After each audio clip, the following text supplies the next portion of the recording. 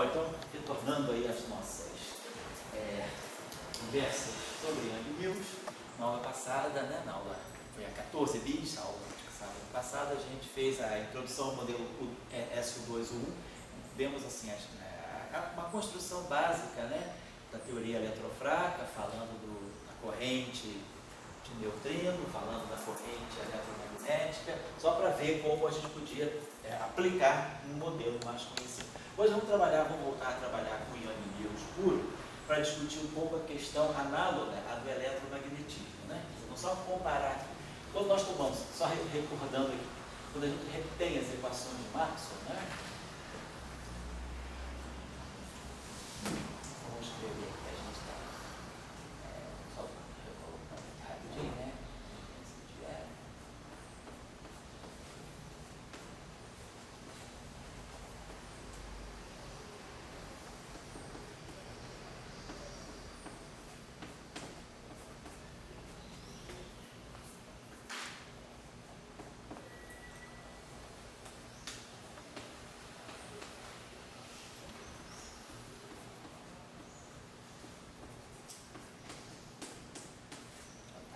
Vamos comentar.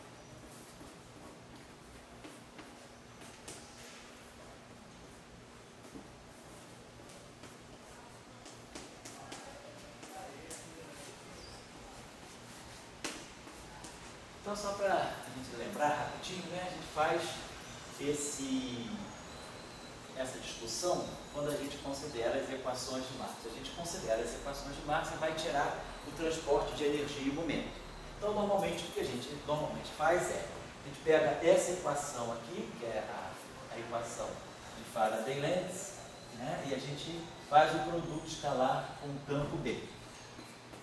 E aí a gente pega a equação de Ampère-Maxwell e a gente faz o produto escalar, fazendo o produto escalar com o campo elétrico. Aqui a gente faz o produto escalar com o campo elétrico, aqui com o campo magnético. Então, essa primeira equação, ela está dando para a gente o seguinte: rotacional de E, estou recordando isso que a gente vai fazer o análogo para Yang Mills. Rotacional de E escalar B igual a menos B dB dt. Mas B dB dt é a mesma coisa que menos derivada de 1/2 de B escalar B, ou seja, B ao quadrado. Se a gente derivar isso aqui, a gente vai ter duas vezes 1/2 B escalar dB dt, que é o lado direito da equação. Então aqui a gente já ganha alguma coisa que está ligada à energia magnética. E aqui a gente faz o produto escalar com E, justamente para poder ganhar alguma coisa ligada à energia elétrica. E a gente tem aqui na segunda equação, rotacional de B, escalar campo elétrico, e aí a gente vai ter aqui 1 sobre C2, então vamos ter aqui, vai produzir um ddt de 1 sobre 2C2 ao quadrado. Se a gente derivar em relação ao tempo esse termo aqui, a gente ganha exatamente esse produto escalar. 1 sobre C2 escalar dE. Oi? C2? É 1 sobre C2. Não só C? Não, é 1 sobre C2. É 1 sobre C2, que é 1 sobre V0 é Y0. É 1 sobre C2.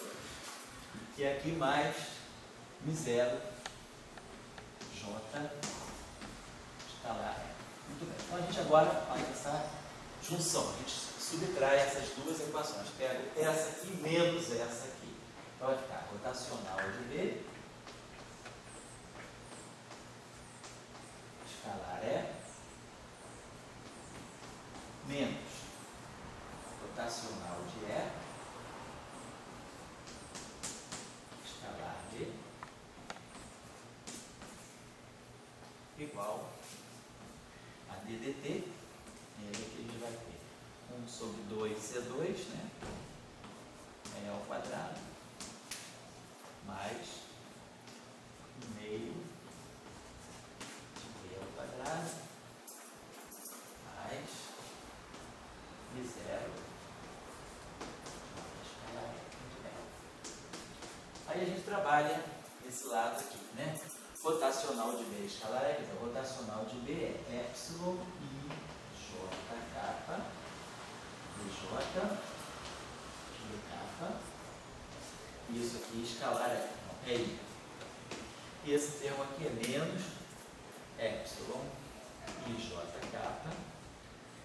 DJ é capa, e aí aqui DI. Muito bem. Aí aqui a gente faz tudo. A gente pode escrever esse termo aqui, podemos pode botar essa derivada aqui, esse DJ aqui, como sendo aqui, derivada atuando em tudo, então vamos escrever esse primeiro termo, vai ficar assim, DJ de epsilon e jk bk é I. Estou colocando a derivada de tudo. Aí vou ter que, agora, claro, descontar a derivada do E. Menos epsilon I jk dj é bk dj do EI, certo? Então ficou esse termo aqui, fica a derivada desse vezes esse termo aqui. E depois ficaria a derivada desse cara aqui, que eu estou descontando aqui. Então esse termo aqui é esse primeiro termo aqui. E agora a gente pode fazer analogamente para esse termo aqui. Dá para ler aqui, tchau? Sim, perfeitamente. Então vai ficar aqui menos DJ epsilon I jk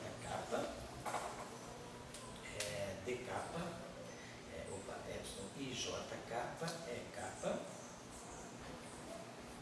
DI. Então o primeiro termo que eu vou gerar aqui vai ser a derivada do E, né? E aí aqui vamos acrescentar o termo para descontar o termo escuro. Vai ficar epsilon I jk é capa DJ DI. Temos esse termo aqui. Então esse aqui é o segundo termo.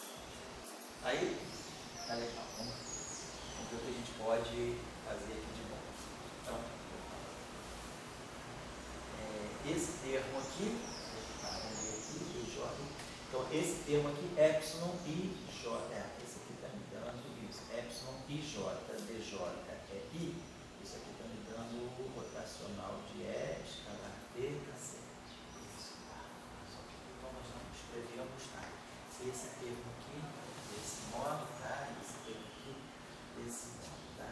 Então isso aqui está me dando uma divergência desse produto aqui. Então aqui a gente vai, esses dois termos aqui, está me dando a divergência que a gente precisa para formar uma lei para formar uma equação de conservação, e esse termo aqui da TJ, então vamos ver se esse termo aqui bate com aquele termo. Vamos escrever esse termo aqui da seguinte maneira, ó, esse termo aqui que veio daqui, eu posso redistribuir os índices e colocar o seguinte, aqui eu tenho um DJ BK, vamos fazer o seguinte, nesse termo aqui, vamos trocar I e JK estão saturados. Então, nesse termo aqui, eu vou trocar o I com o K. Eu vou deixar o J quietinho para poder ficar parecido com esse. Mas a gente pode chamar o I de capa e o K de I. O I vira capa e o K vira I. Então, nesse último termo eu fiz essa troca. Nesse último termo que eu troquei I com K. E aí ficou DJ BK, que está parecido com esse termo aqui. E o EI. Então, pô, é IDJBK, é IDJBK. Só que esse epsilon aqui, eu posso redistribuir os índices, rearranjar os índices dele. Eu posso trocar o I com o J. Então vai ficar epsilon K JI, vai ser menos epsilon K e J. E aí depois eu posso trazer o K para trás, vai dar dois saltos, não vai ter problema. Então esse termo aqui, eu posso escrever como sendo menos epsilon IJK. É IDJBK. Então esse termo aqui, se a gente olhar, ele transita para esse termo aqui. Fica exatamente igual àquele termo. Ele vai para lá com um sinal mais e aí se junta com aquele termo para dar um fator 2. Vou colocar aqui que esse termo aqui vai dar um fator 2. E esse termo aqui está parecido com esse aqui. Vamos fazer a mesma coisa.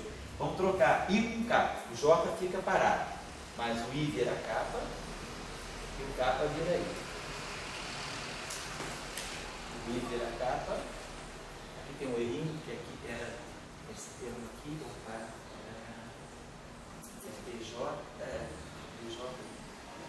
esse segundo termo aqui, eu errei aqui, era B kappa, né? Então deixa eu escrever de novo aqui, só que eu tinha colocado bem encerrado aqui. Quando eu fiz esse termo aqui, eu subtraí a derivada do J, né? Então a derivada do F, fiz esse termo aqui é menos epsilon IJ kappa, D kappa, DJ do EI. Estou dizendo que esse primeiro termo aqui é isso aqui. Então, é a derivada do B, que está ali, vezes o E, menos esse termo, que vai ser a derivada J do EI. Beleza. Agora, desse termo aqui, vamos fazer esse exercício, vamos fazer essa troca. O J, esse termo aqui, está muito parecido com esse aqui. Derivada do campo elétrico, o campo magnético puro. Então, a gente pode trocar o I com o kappa. Vamos chamar o I de kappa, o kappa de I. O kappa de I e o I de kappa. Opa, então ficou VI, DJ é kappa. E aí eu vou fazer a mesma coisa. Eu vou trocar o I com J. Então, o I com J vai ficar um sinal mais aqui. Pronto, o I com J. Aí o kappa pode vir para a terceira posição sem trocar nada. Então fica com um sinal mais. Então esse termo transita para cá com um sinal, um fator menos 2. Então esse termo aqui também sai. Então essa equação se simplificou desse modo. Vamos colocar assim. A gente consegue escrever. Então esse termo que está aqui, ó, esses dois termos são praticamente ó, eu tenho epsilon J kappa, B kappa é I. Então esse primeiro, então vamos escrever aqui, esses dois termos, esse lado aqui vai ficar o seguinte, ó. DJ, isso que está aqui, ó, D kappa é I. Vamos trazer o I para cá, ó. I J kappa, eu vou manter J kappa I. Vai ficar J kappa I. Então esse termo que está aqui quando eu faço isso, o produto vetorial entre B e E, componente J. Então isso aqui está dando B vetorial E, componente J. E esse segundo termo aqui, eu tenho E kappa DI. Então eu posso trazer de novo esse I cá para a terceira posição, fica aqui. Esse termo aqui está dando menos DJ. E aí agora esse termo que está aqui, E kappa DI, é o produto vetorial entre E e B, componente J. E vetorial B, componente J. Que é então esse termo aqui, ó. B vetorial E vetorial B, só diferem por um sinal. Então eu posso esquecer esse termo aqui e botar um fator 2 aqui. E isso aqui é menos 2 vezes a divergência de E vetorial B. Muito bem. Então a gente só vou guardar essa relação, que a gente provavelmente, então esse fator 2 daqui sai fora, esse fator 2 aqui sai fora, e esse fator 2 aqui sai fora. E a gente chegou a essa relação, que vou botar aqui, vou guardar ela aqui no cantinho, rotacional de B escalar E. Vou botar ela aqui no cantinho. Só para a gente não perder ela de vista. Depois a gente vai para I do Mills, vai poder precisar dessa mesma relação. Rotacional de B escalar E.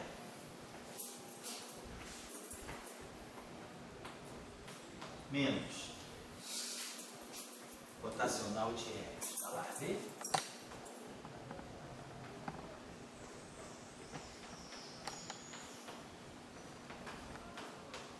é igual a menos a divergência de E vetorial B. Menos divergência de E vetorial B. Só, não esquecer. Então tá bom. Por que a gente está fazendo isso? Porque a gente está interessado em obter aquela famosa lei de conservação da energia e do momento, né, transportados pelo campo. Então, vamos passando aqui, a gente só fez aqui cálculo intermediário, então esse terminho que deu aqui, deu menos, né, então isso aqui, esse termo todo, deu menos divergência de E vetor B. Isso, menos divergência de E vetor B. Então a gente chegou a essa lei, essa equação de conservação. Posso trazer esse termo para cá, ele vem para esse lado aqui com sinal positivo. Então vamos ter o seguinte: ddt 1 sobre 2C2 é M0, ε0 sobre 2. É ao quadrado. Mais 1/2 de B ao quadrado. Então, isso aqui é o termo temporal. Agora, vem para cá. Mais a divergência de E vetorial B. Esse termo aqui vem para cá, com sinal mais. E esse termo aqui passa para o lado de cá com sinal menos. Vai ficar menos μ0 J escalar R. É isso que eu estou trazendo esse termo para cá, então fica tudo isso aqui igual a zero. Então esse termo vai para lá com sinal menos. Então agora eu posso dividir tudo por μ0. Então vamos dividir por μ0. Então aqui vai ficar 1/2 do ε0 é 2. Aqui vai ficar 1 sobre 2 μ0 P2. E aqui vai dividir por μ0. E aqui dividir por μ0. Então a gente obtém, né, aquela chamada equação que dá a densidade de energia do campo eletromagnético e aqui dá a densidade de momento, que é o vetor de Poynting, né? Então a gente, através dessas manipulações, a gente chega à equação de conservação da energia. Então a gente tem que a densidade da energia acumulada, né, quer dizer, trazida, transportada pelo campo eletromagnético, é 1/2 de ε0 ao quadrado, mais 1 sobre 2 μ0 V2. Então isso é a densidade de energia. Depois nós temos aqui o vetor de Poynting, que é o transporte de energia momento. Ele é 1 sobre μ0 vetorial B. E aí escrevemos essa equação de conservação. ddt, que é a derivada temporal da densidade de energia, mais aqui é a divergência do fluxo de momento, igual a menos J escalar R. Então esse termo aqui é um termo que está representando, né, uma dissipação. É o termo de dissipação, é o termo que dá a interação, a dissipação da energia, da corrente, a dissipação da energia representada pela interação entre a corrente eletromagnética, a corrente e o campo elétrico. Então, chegamos às equações de conservação partindo das equações de massa. Por que eu estou lembrando disso? Então, vamos agora entrar com Young-Mills. Então, vamos pegar agora as nossas equações de Young-Mills.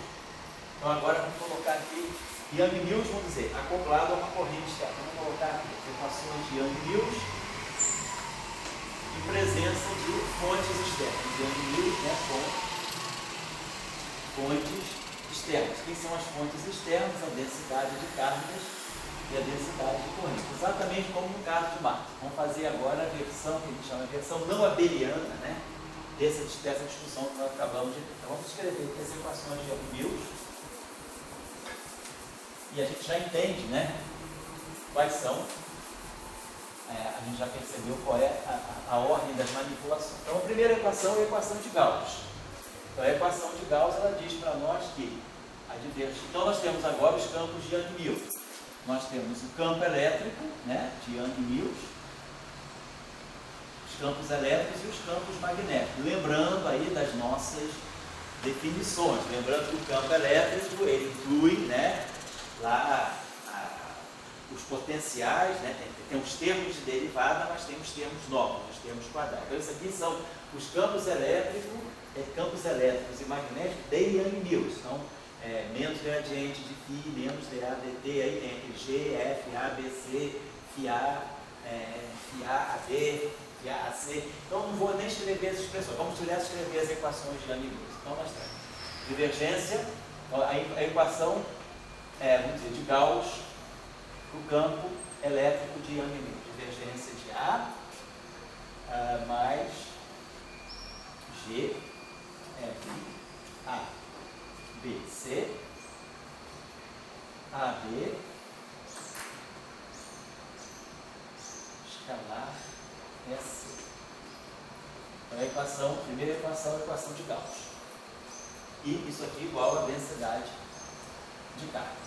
Então a gente lembra que a densidade de carga é aquela chamada densidade de carga que está na representação adjunta do grupo de Young-Mills. Depois vamos escrever Faraday-Lens, então rotacional do E,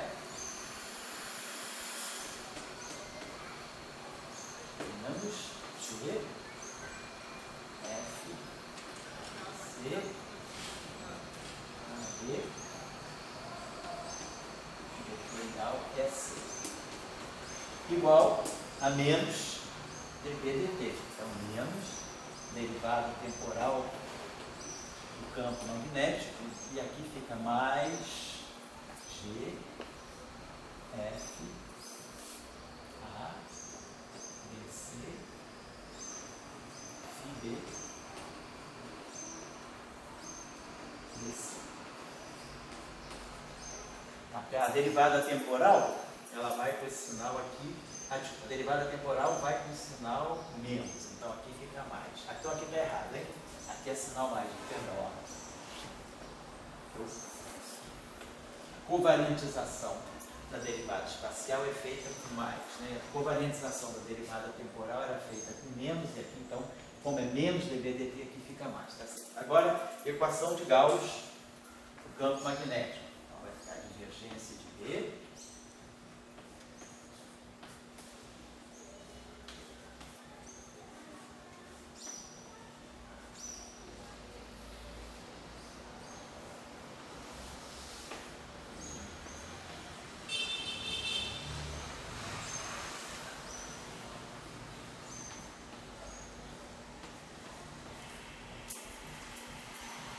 e agora o rotacional do campo todo.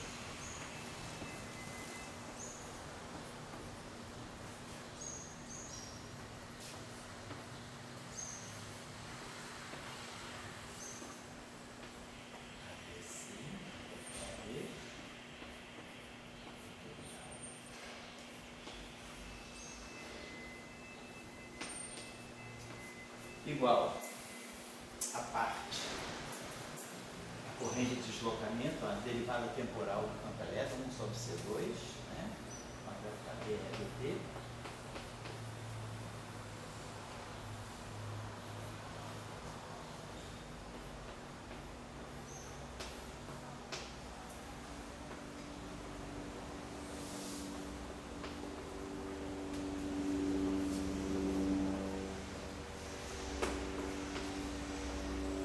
No caso de Young-Mills, eu não estou colocando as constantes, né, nem de permissividade elétrica, nem de permeabilidade elétrica, nem de permissividade elétrica, permeabilidade magnética do vácuo, porque nós não estamos falando do campo elétrico-magnético. Então, aquelas constantes não aparecem. Então, a gente tem aqui a densidade de carga, densidade de corrente, ver se está tudo certinho.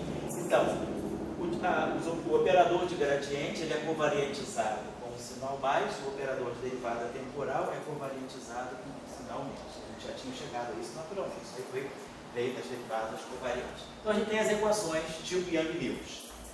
O que nós vamos fazer então para tirar a distribuição de energia e momento? Vamos então multiplicar essas equações. Young-Mills aparece o campo A interagindo com o campo elétrico. Isso, aparece os potenciais, no caso de Young-Mills, essa é a coisa importante. Quer dizer, os campos estão acoplados também com os potenciais, né? Então, o E com A, o E com φ, então a gente tem um acoplamento dentro dos campos e dos potenciais. Isso tudo, como a gente já viu, todas essas equações aqui são covariantes, né? Elas são covariantes de Gauss, ou seja, elas têm transformações, né? Elas são invariantes, têm a mesma forma depois de qualquer transformação de Gauss. Aí não dá para dizer que o campo é subsidiário, né? Não, aqui não dá para dizer. Não é subsidiário. Então o que a gente vai fazer agora? Oi? Só meditando um pouco assim. A gente, aqui dele, no Maxwell, você tem o fóton. Certo. O fóton, o Maxwell está representado no ar. Mas o fóton aqui, você ainda nunca vê o fóton. Certo. Mas o Maxwell não vê o ar. Você não mede, vamos dizer, classicamente você não mede o ar, mas você mede o campo delta certo. Certo? Aqui é a mesma coisa, aqui você está dizendo que o teu campo, quer dizer, a gente está querendo dizer o seguinte, o campo, né, que é observável, aqui no caso de Young-Mills, também seria um campo elétrico, seria um campo magnético, porque os potenciais são sujeitos à transformação de Gauss. Então o potencial, ele não tem ambiguidade. Então você, mesmo, vamos dizer, você fazendo não mudando de, portanto, num sistema de referência físico, né? Eu escolho um sistema de coordenadas, escolho um relógio do laboratório, mas eu tenho a liberdade de fazer transformações internas nos potenciais. Então, os potenciais são ambíguos, né? Mas os campos não, é isso que a gente está dizendo. Então, os campos têm forma covariante. Então, mesmo que os potenciais apareçam aqui, né? De qualquer maneira, dentro de Young-Mills, a gente ainda mantém essa visão que a gente mantém em Maxwell. Os observáveis são os campos e não os potenciais. Então, a mesma coisa que os observáveis seria o campo A e B de Young-Mills e não os potenciais φ e A. Não, por exemplo, quando a gente no Maxwell tem o potencial A é igual ao fóton. Aí o potencial AA é igual ao globo. Isso, seria o globo. Então, a pergunta que tem é dizer, o fóton existe ou não existe? O fóton, né? Então a gente não vai discutir isso. A questão é o seguinte, qual é a expressão matemática que representa o fóton? É o A. Certo. Qual é a expressão matemática que representa o globo? É o AA. Só que, digamos, o fóton, ele não aparece na equação de Maxwell. Entendi. Ele não aparece pelo potencial, ele está implícito no campo B, no campo A. Eu acho que antes de falar que o fóton é uma composição D com B, Sei. ele veio discutir Sem o dúvida. fóton vem do ar. Você na verdade a tua onda fundamental é o potencial. E daí vem o seguinte, a pergunta que a gente faria para o Maxwell, você está vendo o fóton. E como é que eu não vejo o fóton na tua equação? Eu vejo indiretamente. Certo. Entendi. E Young-Mills você já vê mais explicitamente. Você está aí, você está aí participando. Mas na auto-interação você vê o φ e o A diretamente na equação clássica. Isso provavelmente, na minha opinião, significa que o Maxwell, você está vendo apenas um setor da Sei. O Maxwell devia ser adiante. Sei. Sem dúvida. O Max poderia se perguntar, será que os meus fótons podem auto-interagir, né? Essa seria a pergunta que na época não cabia, né? Não temos um fóton assim, A vezes Z. Sim. A interno I. Certo. Essa equação aqui, então, como a gente fez Está exatamente. terminando a discussão, eu acho que em 1848, não sei quem que é, eu acho que foi o próprio Faraday, né? que atirou, fazia campo magnético em cima de fóton, de raio de luz. Sei. E ele viu o raio mudar. O plano de polarização, é o efeito Faraday. É o chamado efeito Faraday. Então, quer dizer, O plano de polarização da luz muda, né? Exatamente. Por isso ele dizia que o A, o fóton, estava interagindo com o B. Tem uma dimensão daquele A externo E que está entrando ali. Então, a pergunta que tem é: será que não deveria ter um A externo B, alguma coisa de Maxwell? Nessa coisa de polarização, tem isso aí. E daí fica uma coisa que daí fóton também é B, pode ter B. Aí tem aquelas questões que, mais digamos, Você está falando do efeito Faraday, né? a verdade é que o fóton interage, foi em 1848, você sabia que o fóton Interagia com o campo magnético, né? Então, tinha uma interação entre o fóton, quer dizer, a luz, né, e o campo magnético. Acho que o efeito do campo magnético é rodar o plano de polarização da luz, né? É o chamado efeito Stokes-Faraday. Tá legal. Então, a gente está querendo buscar a expressão da energia. Então, a gente sabe que a energia, essa equação, a energia é o quadrado, né, dos campos. Então, por exemplo, essa equação aqui me dá a chance, mais parecida, analogamente a Maxwell, de eu fazer o produto escalar com B para poder derivar, quer dizer, ter uma derivada de B2. E aí a gente tem alguma coisa que pudesse estar descrevendo a variação temporal da energia. Então, o ideal seria pegar a equação de Faraday-Lenz e multiplicar pelo campo magnético, fazer o produto escalar com o campo magnético. Campo magnético completo, aquele completo de Young-Mills. E aqui, fazer o produto escalar com o campo elétrico completo, porque aqui eu vou produzir a derivada temporal do campo elétrico. Então, se eu pegar essa equação aqui, nós vamos estar produzindo. Então, vamos escrever lá do lado esquerdo, vai ser rotacional do campo elétrico de Young-Mills, escalar, campo magnético de Young-Mills. Assim, essa equação, mais esse termo aqui, mais G FABC, AB, vetorial SC, escalar, AB escalar, AB vetorial SC, escalar VA. Lado esquerdo da equação. Lado direito da equação. Esse termo aqui vai me dar a derivada temporal de B ao quadrado. Esse termo aqui está me dando menos a derivada temporal de 1 meio de B a escalar VA. E depois vamos produzir esse termo aqui. G, FABC, FB. Aí vai ter DC, escalar VA. Só que esse termo aqui é identicamente zero. Por quê? Porque esse objeto aqui, eu posso trazer, por exemplo, esses. Vamos fazer o seguinte, vou botar C, vou trazer o C aqui para frente. Então o C passou pulou duas casinhas, ele veio para a primeira posição, então ele não ganha sinal menos.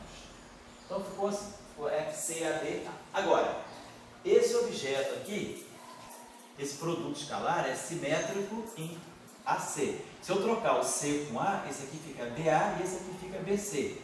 Ou seja, essa composição aqui é uma composição simétrica em AC, em CA. Esse cara aqui é antissimétrico. Então isso aqui é simétrico e isso aqui é antissimétrico. Então a gente sabe que se a gente pegar o traço, né? Se eu pegar esse objeto, algo que seja do tipo, se eu pegar isso aqui, F, então vamos dizer, eu pego essa equação aqui, vou escrever isso aqui, então agora, vamos fazer a mesma equação, só que eu vou trocar A com C, onde tem C fica A, onde A fica C. Então eu vou escrever isso aqui como sendo F, A, C, B, são índices saturados, então o C vira A e o A vira C. O B continua sendo B. Aí aqui o C virou A e o A virou C. Então eu fiz uma troca de A com C. Só que agora, esse termo aqui eu posso escrever como sendo menos CA.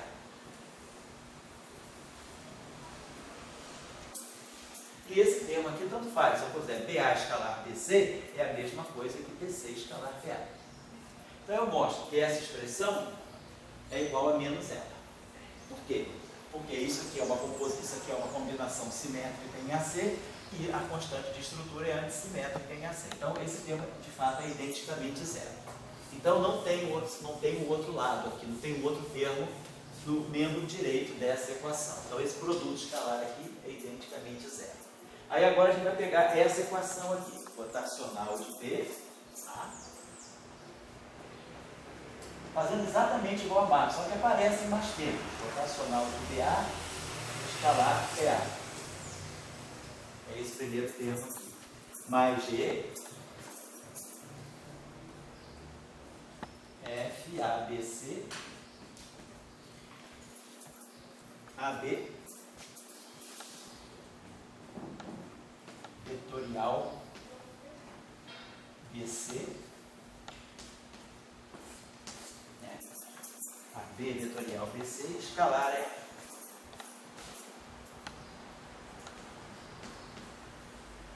E do lado direito, nós vamos ter esse termo aqui, C2, DDT de E, então esse termo aqui vai ficar DDT de 1 sobre 2C ao quadrado, é A, escalar é A. E de novo, esse termo aqui é zero. Por quê? Porque eu vou produzir um produto escalar de EC com EA. Então esse produto escalar de EC com EA é simétrico em CA. E esse objeto aqui eu trago de novo o C para cá, é antissimétrico em CA. Quer dizer, FABC é a mesma coisa que FCAB. Agora, isso aqui é antissimétrico em CA. E isso aqui é simétrico em CA. Então exatamente o mesmo raciocínio que a gente fez aqui, esse termo aqui é identicamente zero por causa da antissimetria da constante de estrutura. E vai aparecer o outro termo aqui, que é mais JA escalar EA. Muito bem. Então agora, vamos fazer fazer o que a gente fez da outra vez. Vamos pegar essas duas equações, né? Vamos, por exemplo, subtrair essa equação dessa, que é isso que vai ficar com o sinal mais. Então, vamos pegar essa equação aqui com o sinal menos e mais. E aí a gente soma essas duas equações. Claro, do lado direito eu já estou vendo que eu estou ganhando alguma coisa aqui que representa as energias. Aqui eu tenho aquele termo dissipativo. Vamos trabalhar esse termo aqui, a gente já trabalhou. Esse termo aqui dá rotacional de B, escalar E, menos rotacional de E, escalar B, é menos a divergência. Então esse termo aqui dá menos a divergência de E vetorial B. Então está ficando muito parecido com o Maxwell. Só que o campo elétrico e o campo magnético agora são o campo elétrico e o campo magnético de Young e Newton. Agora a gente tem que ver o que vai acontecer com esses termos aqui. Vamos pegar esse primeiro termo aqui. Então, esse primeiro termo aqui, esse aqui de cima, tem um sinal menos e esse aqui tem um sinal mais. Vamos trabalhar esse termo aqui, ó, G, F, A, B, C. Vamos fazer esse produto vetorial aqui. Isso aqui é epsilon, I, J, K, AB, J, EC, K. E aí, DAI. Estou fazendo o produto escalar. A iésima componente desse com a iésima componente desse. A iésima componente do produto vetorial é epsilon IJK, AB componente J, EC componente K. Então esse é o primeiro termo, o termo lá de cima. Vamos ver se a gente consegue recompor esse termo dessa forma aqui, fazendo o produto vetorial de A com B. Então vamos fazer o seguinte, vamos escrever esse termo aqui agora. Vamos fazer o seguinte, eu vou isolar esse EK, vou trazer para cá, vou botar assim, SK. Eu só vou tirar ele do lugar aqui, vou tirar ele daqui. Ficamos assim. E vamos aproveitar esse epsilon aqui. Esse epsilon aqui eu vou trocar, quer dizer, vou trocar esse I com esse J. Então vai ficar JI. Troquei a ordem só, então é antissimétrico, nos dois primeiros I's, está lá. Agora, isso que está aqui é o produto, é a componente K do produto vetorial de A com B. Então isso aqui vai ficar menos G FABC. Menos G FABC. Aí vai produzir aqui para nós AB vetorial BA. Então, é o produto vetorial do AB com o BA, componente K, ECK. Então, escalar EC. Então, eu estou trabalhando só esse termo. Então, esse termo, é isso aqui, eu escrevi esse termo, é simplesmente isso aqui. E agora eu redistribuí o produto escalar. Quer dizer, no fundo, eu usei aquela propriedade que A vetorial B escalar C é a mesma coisa que B vetorial é escalar C. Né? Quer dizer, eu só troquei a ordem aqui, tá certo. É isso que eu fiz aqui, tá legal. Aqui, peraí, eu só me lembrar. Aqui, peraí, então aqui era sinal menos. Eu estou trabalhando sem esse sinal aqui. Eu peguei esse termo aqui. Peraí, deixa eu ver se não estou fazendo confusão de sinal. Menos, não, estou trazendo o sinal menos G, FABC. Então deixa eu botar aqui. Agora eu não sei se eu tinha trazido esse sinal ou não. Perdão. Vamos fazer o seguinte, vamos trazer esse sinal. Esse sinal aqui é menos G. E esse aqui é mais G. Então vamos trabalhar esse cara aqui. Menos G, FABC. Então ficou aqui epsilon I J K B J E C K. Então isso aqui é a iésima componente desse produto vetorial. E isso aqui BAI. Essa conta nós fizemos. Então aí agora a gente trouxe, tirou, só trocou a ordem, botou esse SK aqui. E aí aqui a gente trocou o I com o J. Então fica IJ, fica J aí. Então aqui fica sinal mais. Certo? Tinha trazido esse menos. Esse menos ficou mais por causa da troca. E agora, esse termo que está aqui é o produto vetorial do AB, componente J, BA, componente I. É o produto vetorial de A com B, componente K. Vai dar um produto escalar. Então, isso aqui vai ficar G, F, A, B, C. Aí vai ficar AB, vetorial BA, são os índices de Young-Mills, né? Aqui são os índices espaciais, I, J, K. E aqui são os índices do grupo de Young-Mills. E aqui escalar F. Que aí fica parecido com esse termo aqui de baixo. Mas vamos trocar agora as coisas. Eu queria produzir aqui AB, e aqui eu tenho BC, e aqui eu tenho A. Então, esse termo aqui pode ser reconduzido a esse, trocando A com C. Então, nesse termo aqui, vamos trocar o A com o C. O A vira C e o C vira A. O A vira C e o C vira A. Muito bem. Vai ficar parecido. AB, vetorial, BC, escalar e A. Agora é só arranjar, mexer na constante de estrutura, para ficar ABC. Então, é só botar o B aqui.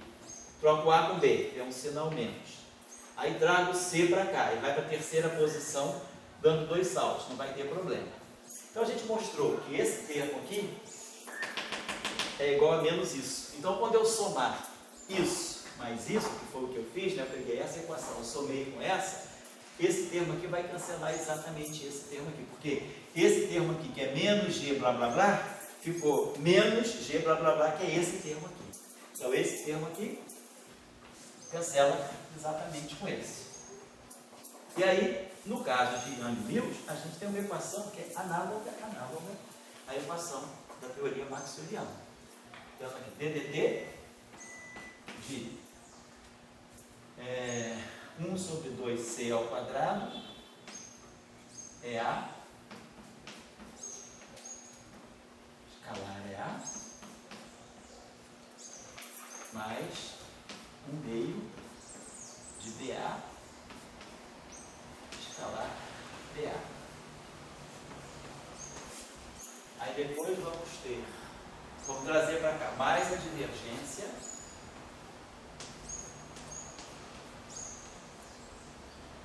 de EB. É A, vetorial BA. Então fica isso, mais isso, igual a menos JA escalar é A.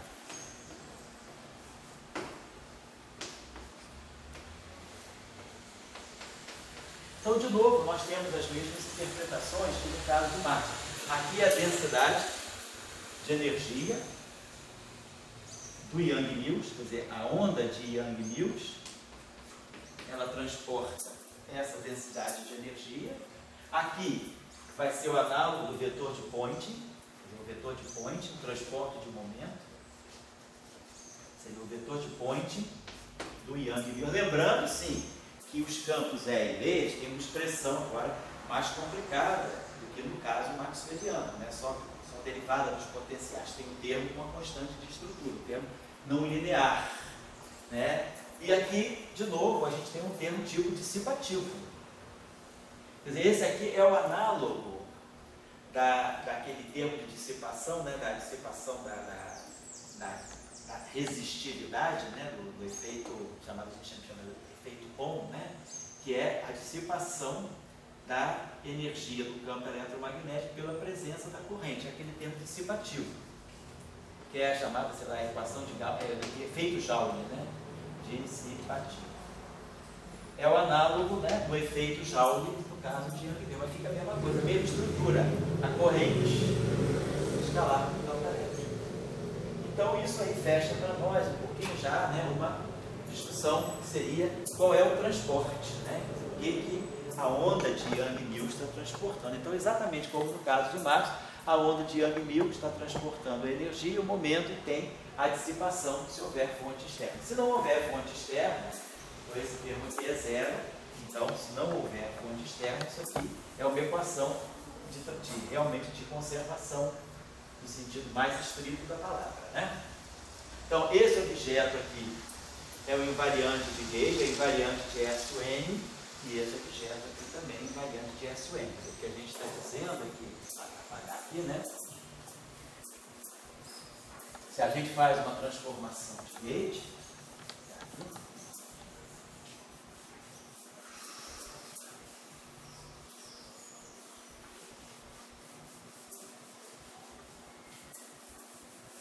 gente faz uma transformação de gauge, quer dizer, essa grandeza aqui, quer dizer, que é a densidade de energia de Young-Mills. Da mesma forma que no caso de Maxwell, ela é um invariante de gauge, quer dizer, aqui eu tenho, né, 1/2, 1/2C2, né, A escalar é A, mais 1/2 de BA escalar BA.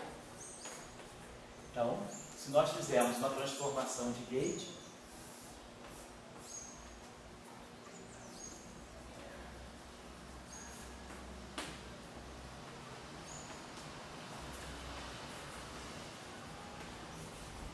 então a gente já sabe que o A vai no meia linha, tem uma transformação de gauge, e o BA vai no B' A. Então, fizemos a transformação de gauge. A nossa energia é invariante, quer dizer, o U de Young-Mills vai U', energia de Young-Mills, né?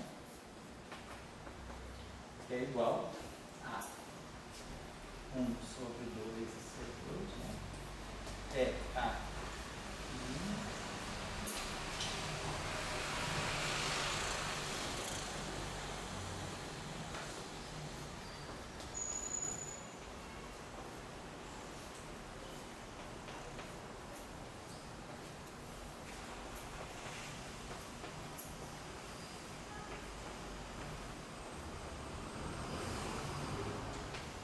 Mas aí nós sabemos que essas grandezas aqui são invariantes de gauge. É a linha escalar, a linha é igual a A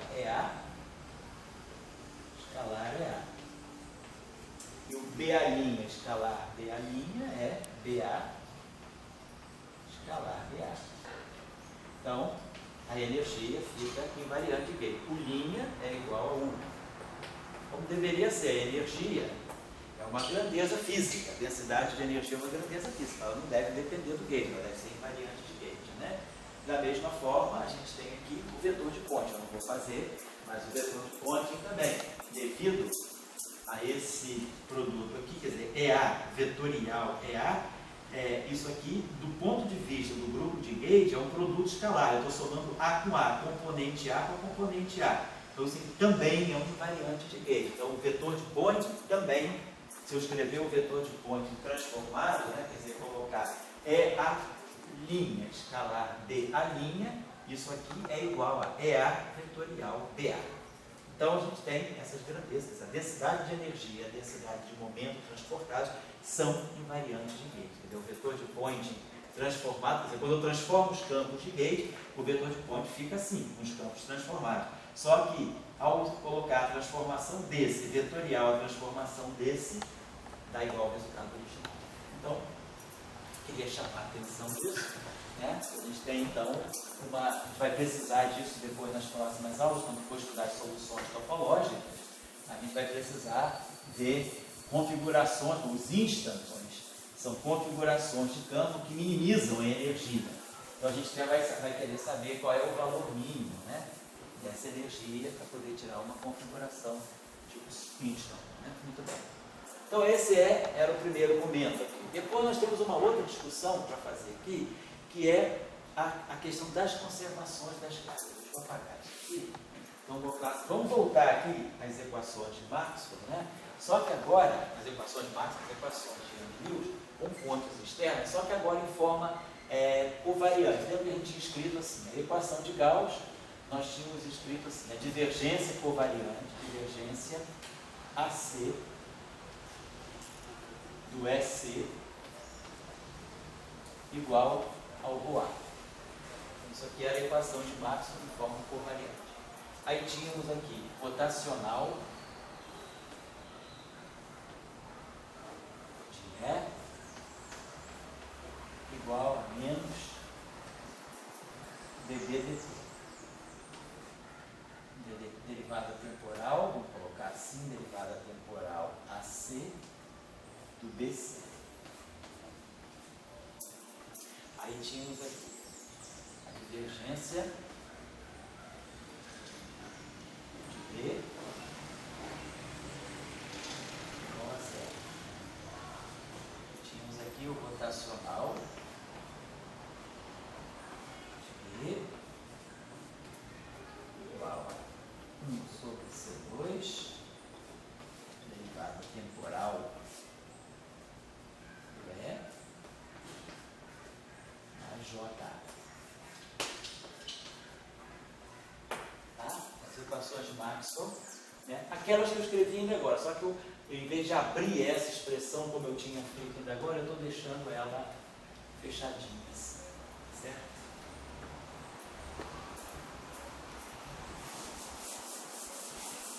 Bom, o que nós estamos querendo ver? Nós estamos querendo ver como a gente faz no caso de Maxwell, conservação da carga. Como é que a gente vê a equação de conservação da carga lá em Maxwell? A gente tem divergência, só para lembrar rapidinho, divergência de E igual a Rho sobre ε0. E depois a gente tem aqui rotacional de B igual a 1 sobre C2 dE dt mais V0 J. Então, é assim que a gente faz. O que a gente faz? Deriva essa equação aqui em relação ao tempo. Então, a gente fica com a divergência do dE dt igual a 1 sobre ε0, derivada temporal do rho. E aí, essa equação aqui, a gente tira a divergência dela. A divergência do rotacional, que é zero.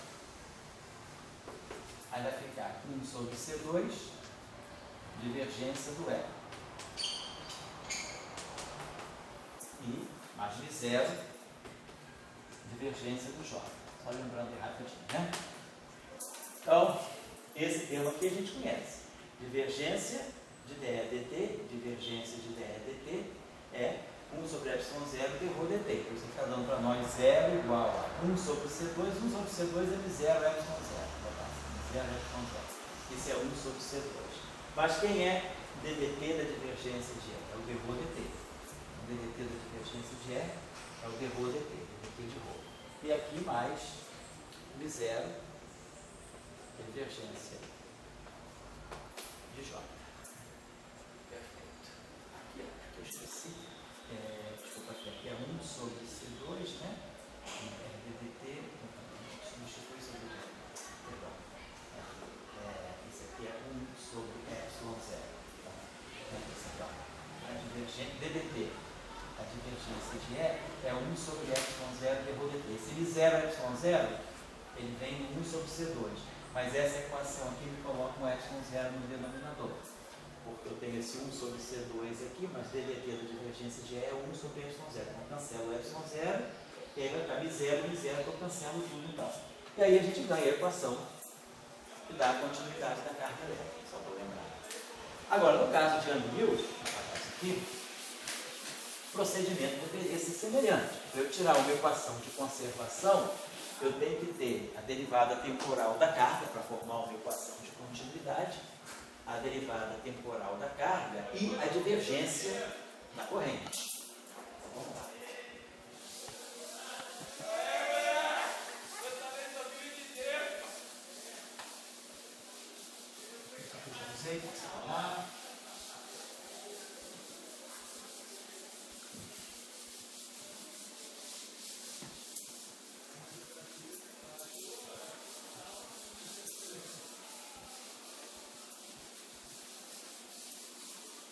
Muito bem, então o que a gente espera fazer aqui seria tirar a derivada temporal. A gente lembra que a derivada temporal, no caso de Young-Mills, as derivadas covariantes, elas carregam os índices de grupo de Lie. Então, o que a gente pode fazer aqui é, o índice livre que eu tenho aqui é o A. Então, eu vou aplicar do lado esquerdo daquela equação o ddt, vamos dizer assim, de um BA. Essas derivadas agora, de uma forma covariante, essas derivadas têm também o sentido matricial. Além de serem operadores de derivada no espaço, né, elas têm também esse sentido matricial. Por quê? Porque aqui dentro aparecem as constantes de estrutura. Então, na verdade, é só para lembrar. Né, quem é o DDT do BA? DDT, isso aqui é o DDT, esse operador delta de BA, menos, né, G, F, B, A, C, B, B, CA, então posso, BCA, FB, BA,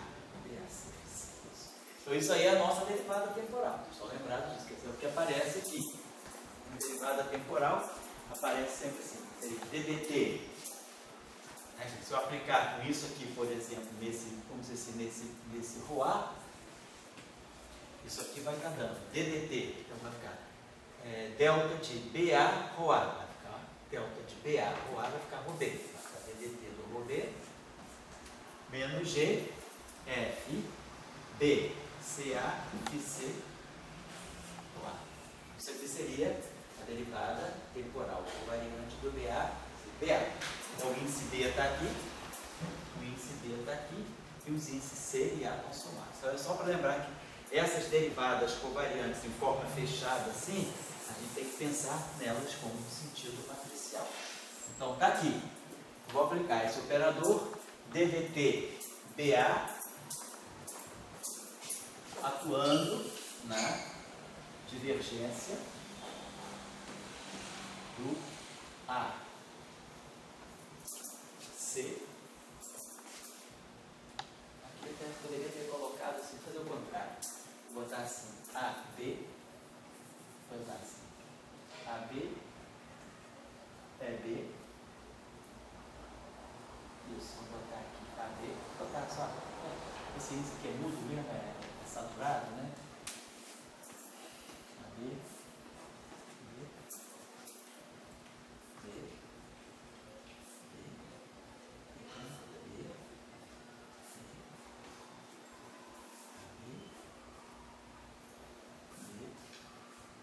já está. Então, só para recapitular. Lembrando, então, que esse operador, então, DDT, BA, nós já vimos. E o D, se eu pegar esse operador aqui, quem é o D? Então, o DDT do BA, isso, DDT, BA. Então, agora eu vou poder aplicar D, né? Porque aqui eu tenho o índice A, o índice D está saturado. Então, o operador que eu vou colocar aqui seria, por exemplo, um DDT de CA. O índice D já está comprometido lá. Então, eu vou aplicar esse operador DDT, CA, o B já está comprometido, aí o A soma, e aqui o DDT, CA. Então, tá, DDT, CA, DAB. Estou aplicando esse operador aqui, do lado esquerdo e do lado direito dessa equação. Então, fica DDT, CA, DAB, aqui divergência, né, do campo EB, igual a DDT, CA, o A. Ok? Temos a equação de continuidade aqui. E agora o que a gente espera na equação de continuidade é tirar uma divergência aqui. Então, a gente vai pegar a última equação e tirar a divergência. Então vamos ter divergência D, e aí a mesma coisa, CA escalar, DDT do D, A, B, rotacional do B, igual aqui, né? Então a gente aplicou aqui 1 sobre C2, DDT, então D. Vou tirar agora a divergência desse termo aqui. D, CA, escalar, DDT, AB, EB.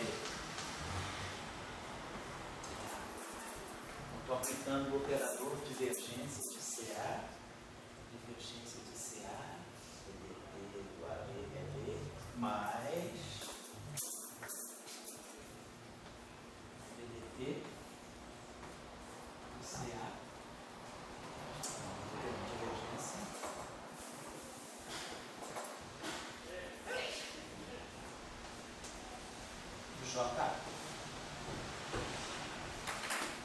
Então nós temos a divergência covariante, né, no espaço de Young-Mills. Né? Esses índices aqui são índices de Young-Mills. Né? Como essa equação está funcionando como se esse operador aqui é uma matriz, esse operador aqui é outra matriz atuando no vetor coluna, matriz, matriz, vetor coluna, matriz, vetor coluna. Então a equação tem esse sentido matricial. Muito bem. Claro que no caso de Maxwell, a divergência do rotacional é zero. Temos que ver, então, dar uma olhadinha, né? O que é isso aqui? Eu acho que eu posso apagar essas equações aqui, porque a gente lembra bem delas, né? Deixa eu utilizar esse quadro aqui. Então vamos dar uma olhada no que seria, né? Vou dar um pouquinho, vou dar uma interface, tá, gente? Então, o que seria isso aqui? O que é a divergência? Vamos ter isso aqui, divergência de CA escalar de AB rotacional no BD. Tá, tem que fazer esse cálculo aqui. No fundo, é tirar a divergência do rotacional. No caso usual, a divergência do rotacional é zero. Aqui é a divergência de um rotacional tipo Young-Mills. Então, o que significa isso aqui para nós, né? Então, esse objeto aqui, quer dizer, eu sei o que é isso aqui. Essa divergência, esse produto, esse rotacional aqui para nós, né? Só para a gente ter uma ideia, a gente poderia pensar assim, mas a gente pode escrever isso de uma forma mais concisa, né? A gente teria isso aqui, quer dizer, teria, não sei se vale a pena a gente escrever assim, não pode escrever assim. Isso aqui é um vetor, quer dizer, é um rotacional. Então eu poderia escrever isso aqui assim, isso aqui é a divergência de um vetor. Então isso aqui vai ter a componente I, o rotacional de vetor, isso vai ser epsilon I, JK, vamos colocar assim. Aí aqui nós vamos ter a derivada componente J, no sentido espacial. Componente J espacial da derivada covariante. Agora isso aqui considerou uma matriz no sentido de Young-Mills. E aqui eu tenho o B, componente K, e aqui com índice de Young-Mills. Então, nós estamos agora explicitando os índices espaço-temporais. Isso aqui é um rotacional. O rotacional de um vetor, então é um vetor. É um vetor cuja iésima componente é esse operador aqui, atuando nesse vetor aqui. Então eu tenho IJK, e IJK são os índices de espaço-tempo. E AB, P são os índices de Young-Mills. Então a gente tem isso aí, vamos colocar a coisa assim. Agora, o que é isso aqui? Isso aqui é um produto escalar. Então eu tenho o seguinte, então isso aqui é uma divergência. Então significa que a divergência, a iésima componente da derivada tem que atuar na iésima componente do vetor. Então eu posso escrever isso aqui, esse termo aqui vai vir para cá assim, ó, D, I, CA. Vamos colocar assim. Então, esse termo aqui está dando, posso escrever assim, epsilon, I, JK, vamos escrever assim, DI, CA, DJ, AB, D, K, B. Certo? Então, só lembrando, eu tenho duas. Eu resolvi fazer esse exercício, se propor para vocês, para quem está começando, nunca estudou isso, se vê a mistura de índices, né? Então, nós temos agora operadores, que normalmente, no caso de Maxwell, as derivadas, o operador de gradiente, ele só carrega os índices de espaço-tempo, é só derivada em relação a x, y, z. Agora, o operador de derivada covariante em Young-Mills, ele carrega as mesmas coisas, derivada, aqui dentro tem uma derivada em x, y. Quer dizer, o que é isso aqui? Né? Na verdade, o que seria, só para ter uma ideia clara, o que seria isso aqui? DI, CA. A derivada em relação a xi, e aqui um delta de CA, no sentido do delta de Kronecker, é um elemento de matriz da identidade, e depois vem o termo que é mais G, F, C, D. Bom, se eu estou pegando só esse carinho, vamos esquecer de uma cara. F, C, D. Tem que ser CA. F, C, D, A. E aqui é o A, vetor A, componente I e Young-Mills D. Todo mundo percebe? Isso é importante. Qual era o sistema? Porque no fundo era isso aqui, a gente tinha essa derivada, se vocês se lembrarem bem. A derivada em sentido vetorial, CA, ela é o operador de gradiente no espaço, e aí a função dela, o delta de Kronecker. E aí aqui mais G, a constante de estrutura, FCA. E aqui a gente coloca quem vai estar contraído com o vetor. O A, componente de Young-Mills dele. É isso que eu estou falando aqui. Isso aqui é esse operador.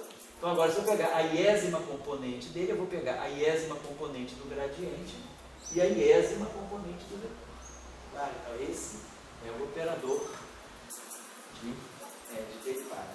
Tá? A mesma coisa vai acontecer. Tem a derivada JAB. É só pensar que DJAB é a derivada J, a derivada em relação ao componente XJ, delta de AB mais G, F, A, B, B, o índice que é contraído, né, que faz carrega o campo de Young-Mills, ele fica aqui sempre no meio. Então fica F, C, A, esse D aqui, e aí a componente J, seria um AJ dele. Só para lembrar. Então tá certo. Então, deixa eu apagar isso aqui, para dar o sentido. Ou seja, a gente está manipulando com um símbolo, né? E saber o que é esse símbolo, né? Como é que esse símbolo operatorial trabalha. Então, a gente tem uma coisa aqui razoavelmente simples. Isso aqui é F em J. Então, esse objeto aqui é antissimétrico em J. Então, significa que que só a componente antissimétrica em J vai entrar aqui. Então, deixa eu apagar isso aqui. Não vou apagar isso aqui, não vou trabalhar. Nós estamos tentando desenvolver primeiro o que é a divergência do rotacional de Young-Mills. Você sabe que no caso do espaço-tempo normal, né? Divergência do rotacional do vetor seria zero. Se o vetor tiver derivada em segundas contínuas, vamos supor que os campos sejam bem comportados, mas a divergência do rotacional é zero. Agora eu tenho uma divergência de um rotacional, mas tudo no sentido misturado. É divergência do rotacional no sentido espacial e no sentido de Young-Mills. Então a gente pode pegar aqui e dizer o seguinte: epsilon, como esse termo aqui é antissimétrico em IJ, só a componente antissimétrica em IJ vai sobreviver. Então eu vou fazer DICA DJAB menos DJCA DIAB. Posso substituir e o meio. O que é a parte antissimétrica de um tensor? Isso aqui, do ponto de vista do IJ, isso aqui é um tensor IJ. Não importa os índices CA e AB. Mas do ponto de vista do IJ, isso aqui é um tensor IJ. Como isso aqui é antissimétrico, só vai sobreviver a parte antissimétrica desse tensor. Então eu vou substituir ele por um meio de DI. Ele omitiu os parênteses para não ficar muito carregado. DI, CA, DJ, AD, menos antissimetrização em IJ, só mesmo no I no J. DJ, CA, DI, AB. Estou fazendo esse cálculo. Isso tudo aqui atuando em DKD. Estou fazendo esse cálculo aqui. É só uma coisa meio séria. Isso aqui é antissimétrico em IJ, então eu vou poder antissimetrizar em IJ. E a antissimetrização é um meio de AIJ menos AJI. O que eu produzi aqui no sentido matricial? Isso aqui é um produto matricial, ó, no espaço de Young-Mills. CAAB, CAAB. Isso aqui nada mais é do que o comutador. Então isso aqui é o comutador de DI com DJ componente CB. Isso aqui é um produto matricial, ó, DI, CA, DJ, AB, menos DJ, quer dizer, então eu posso escrever isso aqui nesse sentido, deixa eu apagar isso aqui. No sentido matricial, isso aqui está me dando uma matriz que é DI, DJ, CB. E aqui, DJ, DI, CB. Então eu tenho um produto matricial aí. Então eu posso escrever esse comutador, quer dizer, posso escrever essa expressão aqui como sendo esse comutador, ó, DI, DJ, elemento CD. Isso que eu estou fazendo. DI, DJ, CD. Agora, esses comutadores, a gente já calculou e pode voltar a calcular. lembrar que a gente tinha calculado justamente os field strengths, né, as amplitudes de campo, eram dados. Deixa eu apagar isso aqui, que isso aqui é basicamente aquilo ali, e vamos só, não, daqui a pouco eu vou intervalo. Vamos fazer o que era esse computador. O que é DI, DJ, né? Então, DI, DJ, CB. A gente lembra que a gente tinha o seguinte, né? O nosso operador de derivada covariante, né? DI. Lembrar que a nossa derivada, no sentido matricial, a nossa derivada covariante espacial, ela era dada assim. Derivado gradiente, né? E aí aqui pressupõe-se a identidade, que é o que dá justamente o tempo de Kronecker, né? E aqui mais G. E aqui a gente produzir, quer dizer, aqui eu tenho esse G comutador GA. Vamos botar certo. Vamos botar nesse sentido. Vou botar no sentido direto, né? Vou botar nesse sentido. Vou botar logo para derivada. Então a gente teria isso aqui só para abrir esse operador DI, né? Então vou dizer DI. Então vou fazer o seguinte, é melhor talvez a gente até operar assim. Deixa eu ver se talvez valha a pena a gente operar diretamente. DI, DJ. Deixa eu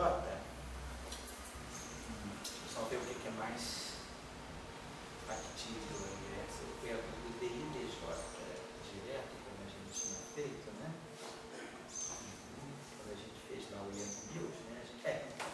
Vou pensar assim, vou pensar no sentido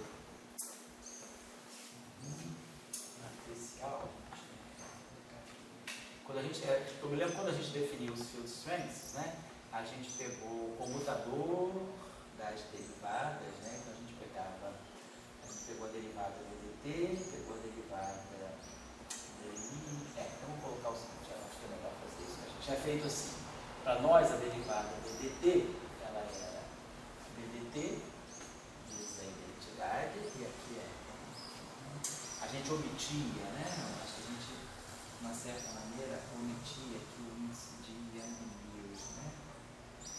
Então, eu precisava olhar, acho que a gente, quando definiu essas derivadas, a gente tinha os campos de matéria, eu acho que a gente fazia assim. A gente pegava as nossas derivadas, né, atuando no campo de matéria, e aí a gente fez isso que a gente fez. A derivada, por exemplo, atuando no campo de matéria. Eu escrevi isso aqui como a derivada usual, aqui do gradiente usual, atuando no campo de matéria, e depois a gente colocava aqui mais I, G, aí colocava aqui, essa aqui significava menos IG, A, colocava aqui AA, gerador GA, IJ, atuando no FJ. Então a gente estava fazendo assim, quando a gente tirava a nossa derivada covariante, escrevendo desse modo, de forma matricial. Deixa eu apagar isso aqui. Vamos colocar quem é o nosso, lembrando, deixa eu apagar, quem é o nosso, só para lembrar, quem é o nosso DI. Tá? Como a gente tinha colocado em forma matricial. DI é o seguinte, é o operador de gradiente, é o DI, e aí é que eu vou omitir a matriz, teria a matriz de identidade no espaço de Young-News, que eu estou omitindo. Eu quero escrever isso aqui em forma compacta, sem precisar expressar os índices matriciais primeiro. Então isso aqui é DI, delta é a matriz de identidade, e aqui ficava menos G. Aí tínhamos aqui o campo de Young-News, A. Então, componente espacial I, mas Young-News A. Gerador GA. Vocês se lembram? A gente fez isso. Claro que, vamos lembrar aqui, né? Desculpa, aqui, menos IG. Essa é a definição geral da derivada covariante. Se nós agora tivermos com essa derivada covariante, essa derivada covariante, ela vai atuar numa representação qualquer. Eu posso pegar um campo aqui, φ, e aí esse campo aqui é um campo que é um vetor coluna, e essa matriz aqui vai ser, a dimensão dessa matriz vai ser compatível com esse vetor coluna aqui. Então a gente sempre trabalha isso aqui é geral. Essa expressão aqui é a derivada covariante geral. Se nós formos para a representação adjunta, então, na representação adjunta, vocês estão lembrados do que é a representação adjunta? É a representação em que essas matrizes são dadas pelas constantes de estrutura. O que é a representação adjunta? é a representação que tem a mesma dimensionalidade que o número de geradores do grupo. Então, é uma representação que tem os mesmos índices que o grupo. Então, se a gente agora escrever essa derivada na representação adjunta, e aqui ficaria assim, DI-BC, isso aqui fica DI, aí sim, delta BC, essa identidade aqui vira delta, menos IG, A, IA, aí sim, esse elemento de matriz GA, BC. Isso aí é isso aí. Aí sim, na representação adjunta, esse elemento de matriz aqui, a gente falou, na representação adjunta, os elementos de matriz linha e coluna dos geradores são dados por menos I, F, A, B, C. Isso na representação adjunta, menos I, F, A, B, C. Então,